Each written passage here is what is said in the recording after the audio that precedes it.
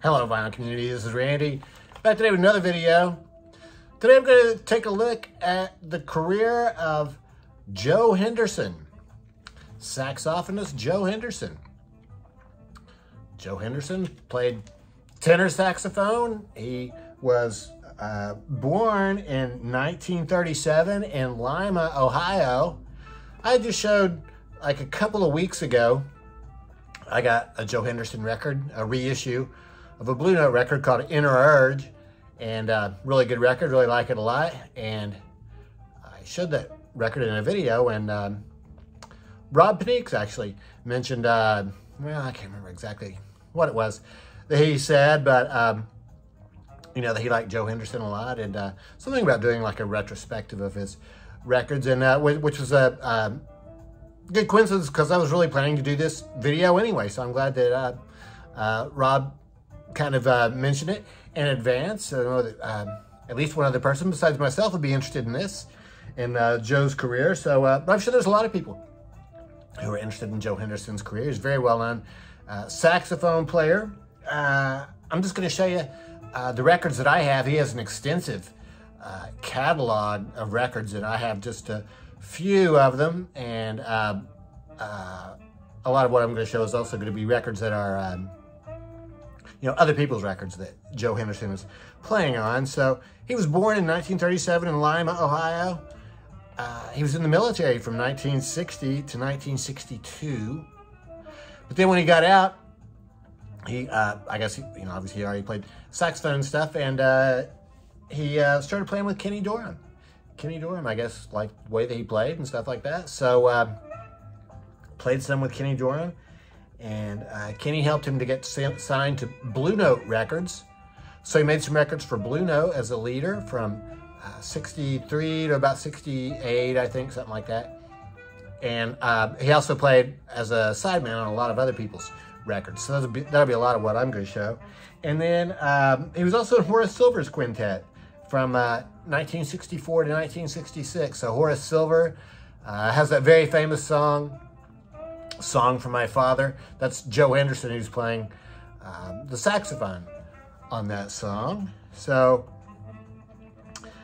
yeah, so that's really that's mostly what I know about his life. Well, in the I guess his Blue Note contract, I guess, ran out. I'm not sure exactly what happened, but he continued to record steadily right up till about 1997 or so. There's really never a break. He has some record coming out just about every year or two. A lot of those are not, it's kind of like the Blue Note records. He's maybe like a sideman on somebody else's record, and or just working with a group of other people. So, but yeah, constantly busy. A lot of those records are Milestone Records in the 70s.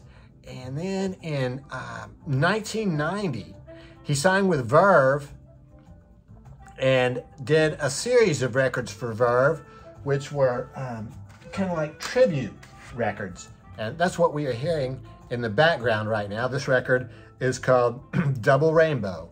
Joe Henderson, Double Rainbow.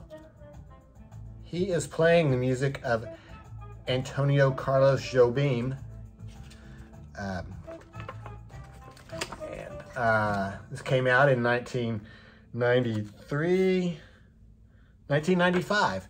This came out. So he'd already done a few other tribute type records. So it really invigorated his career, and he became very well known. I guess I'm one of the people who this record was marketed to him. I used to listen to jazz radio when I lived in California, KCSM, and they played his music quite a bit. So I was really glad to get that. I think the first place I really heard his music was also on KCSM when he played sax on this CD by Kitty Margolis. She's a jazz singer, Kitty Margolis. So Joe Henderson, I guess, was, well, he's from Lima, Ohio, lived there in New York, I guess, for a while, you know, working for Blue Note and stuff like that. And then he moved to San Francisco, I guess, in the 60s and lived out there. So Kitty Margolis is from the Bay Area, and Joe, this CD is attributed to, well, it's Kitty Margolis. Evolution is the name of the CD, and then it says, with special guest, Joe Henderson. So he plays on 5 of the songs. Sounds fantastic. Yeah, Joe Henderson. So, yeah, so I'm going to show you the records that I have here.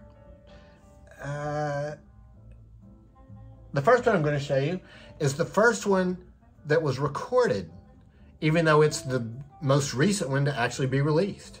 It's this, The Kicker album by Bobby Hutcherson. It was recorded in 1963, but was not released until 2020. Sorry, not until 1999, I think maybe it was released on CD, and then 2020, it was released on vinyl as a Tone Poet record. So this one is really cool because it has a good picture of Bobby Hutcherson there, but there's also a good picture of Joe Henderson right there. So yeah, this is excellent. And an interesting thing about this record, The Kicker is written by Joe Henderson, and he takes the first lead on that song. Has a nice solo on that. I mean, you know, the thing with these jazz records, especially these Blue Note jazz records, these, you know, early 60s and mid 60s Blue Note jazz records, I mean, for me anyway, if you were to put this record on and not tell me who it was, I mean, I don't think I would be able to necessarily tell you, is the record, you know, is this the vibraphonist record? Bobby Hutcherson plays vibraphone. Is it his, or is it the saxophone player's record? Because,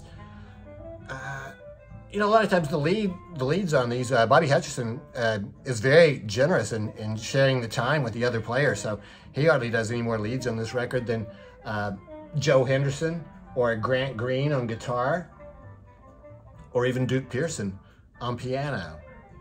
So, anyway, I was bringing that up because these Blue Note records are, you know, even though maybe they're attributed to Bobby Hutcherson, I think there's just maybe just about as much saxophone playing on that record as there is on some of the Joe Henderson records. So I'm not going to show you all these Blue Note labels. They're all standard Blue Note label, even though some of these reissues, I think they didn't necessarily match up the right original label with what they issued. Like at least one of them has like a BLP label for, you know, a mono label, even though it's really a stereo reissue, but not really, doesn't matter too much to me. Page One, this is the first record that is attributed to Joe Henderson. 1963, so he would have been like 26 years old. This is a 2008 Scorpio reissue. 2008. So this is 1963. So he was playing with Kenny Dorham, and then Kenny Dorham plays on this record. McCoy Tyner is the piano player. Butch Warren on bass, Pete LaRocca on drums. A lot of these names are going to pop up pretty consistently. Kenny Dorham released his album, Una Mas. Joe plays tenor sax on this. Was it Herbie Hancock on the...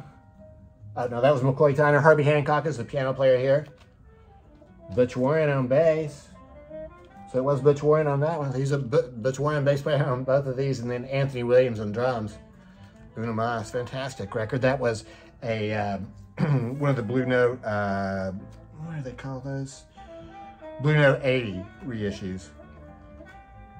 Grant Green, 1964. Grant Green's solid album. Fantastic album cover. Grant Green. He's a guitar player. So this is with Joe on tenor sax. James Spaulding plays alto sax on this. McCoy Tyner is back on piano. Elvin Jones, the drummer this time around. Bob Cranshaw on bass. So here is Joe right here. He's wearing a hat there. Very stylish.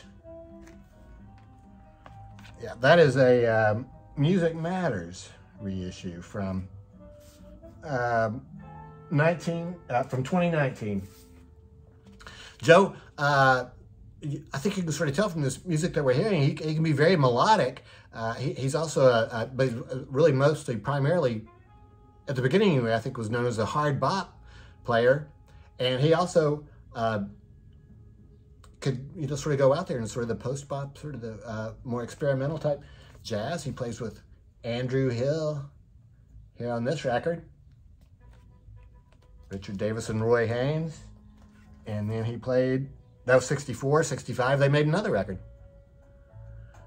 This time they added Eric Dolphy playing alto sax, flute, and bass clarinet. Kenny Dorham's on this record playing trumpet. Richard Davis bass, Anthony Williams on drums. Fantastic, sort of a, I guess sort of avant-garde jazz record. Let's see. In and Out, Joe Henderson. This is a record that's attributed to Joe Henderson. In and Out. This is a 2012 reissue on Heavenly Sweetness. Heavenly Sweetness reissue. I think that was a French company, France. So Kenny Dorham's back, playing with Joe again. McCoy Tyner on piano again, Richard Davis bass, Elvin Jones on drums. Here is one of my absolute favorites, just an absolute wonderful record, Idle Moments, that title cut is so fantastic. That's a Duke Pearson composition.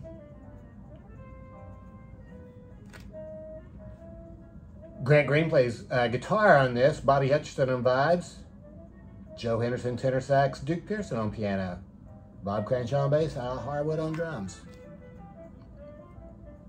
Idle Moments. This is a Blue Note 75. Yeah, Blue Note 75 from 2014. A little bit, that's one of those Blue Notes that, it's not the best sounding record in the world. I wouldn't mind maybe upgrading that one, but it's playable like it is. It's not unplayable or anything. There's a little bit of noise on that one. Pete LaRocca. Here he is. This is 1965. So still the same time period, but really a completely different set of players. Steve Kuhn on piano, Steve Swallow on bass, and Pete LaRocca on drums. Also sort of a little bit more out there, a little bit more avant-garde type music. Mode for Joe. This one really is a hard bop, I think is what you would call this for the most part.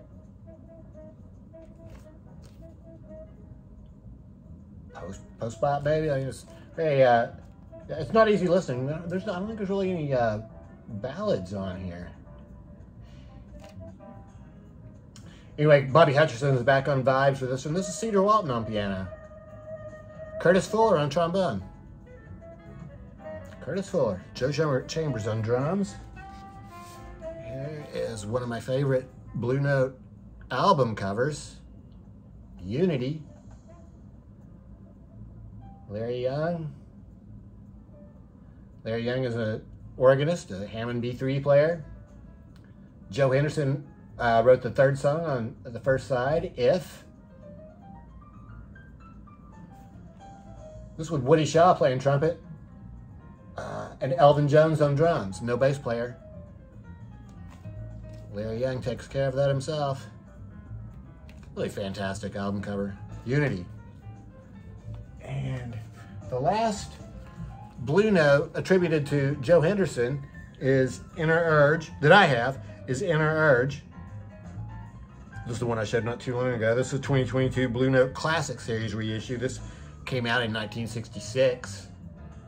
This is the one that when I mentioned it's almost like he's taken John Coltrane's place in the John Coltrane Quartet, because he has McCoy Tyner playing piano and Elvin Jones on drums, both part of the John Coltrane Quartet. And it's Bob Cranshaw playing bass.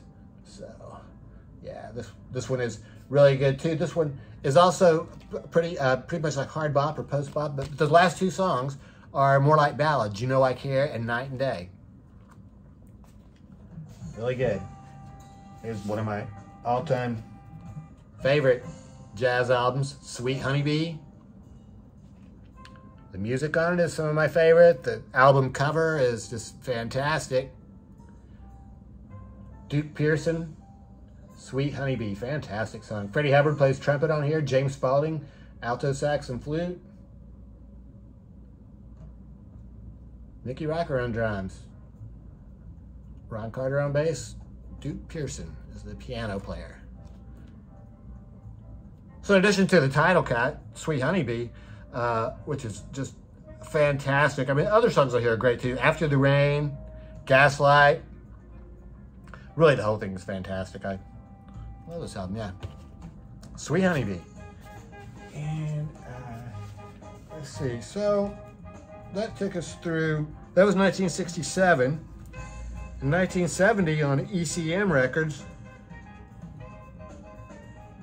Freddie Hubbard for ECM Records put together this band that included Herbie Hancock on piano, Ron Carter on bass, Lenny White on drums, with Joe playing sax. Fantastic album cover. Good picture of Freddie Hubbard there on the back. 1970 ECM Records. Let's see. Looks like this comes with a interface. Oh, it's not ECM. I'm sorry, it's CTI. Sorry, CTI Records. Yeah, this does have a CTI label there. Yeah, Freddie Hubbard. And the last one that I have to show you is from 1978. Woody Shaw. Trumpet player Woody Shaw. He's playing with Clint Houston, plays bass on this one. Steve Turre plays trombone. Yeah. Rosewood is the name of this album. Woody Shaw.